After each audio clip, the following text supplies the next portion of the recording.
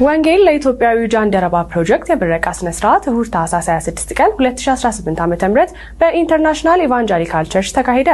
ሮማን ከሊል ተጨማሪ አላት።